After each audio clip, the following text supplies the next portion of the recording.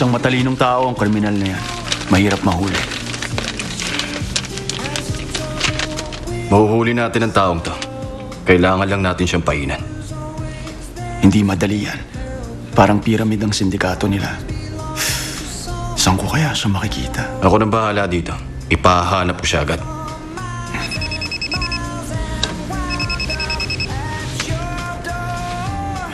Edward ha?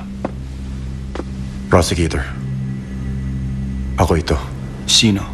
Ang balita ko, hinahanap mo ko. Pwede tayong magkita. Nasaan ka? Pupuntahan kita dyan ngayon. Ang gusto ni Victor Kang, maging presidente siya ng bansa. Ha? Ano sabi niyo, Chairman Lee? Gusto niya maging kandidato natin siya para sa presidency? Sobra na siya. Kailangan na natin gumawa ng paraan ngayon pa lang. Kung ako ang tatanungin, wala tayong dapat ikatakot sa taong yun. Kahit na meron pa siyang kapangyarihan sa nakaraang eleksyong naganap. Alam ko, chismis lang yun. Kaya kahit anong gawin niya, walang mangyayari.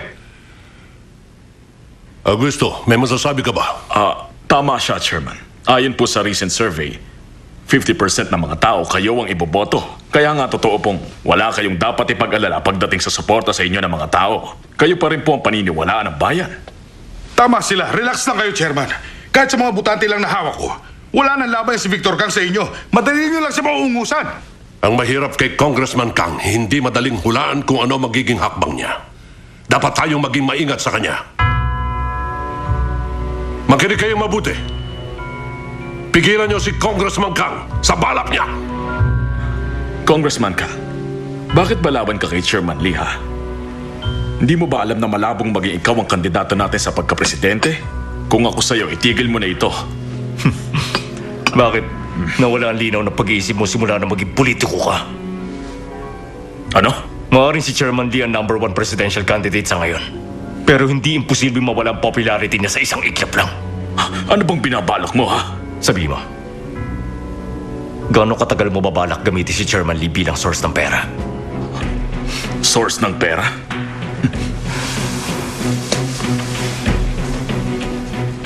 Ano mo, pwede kitang bigyan ng sponsor. Ang Sanho Biotech na bahagi ng Sanho Group, papasok na sa stock market. Gusto mo, bumili ka ng stocks ng subsidiary na yun.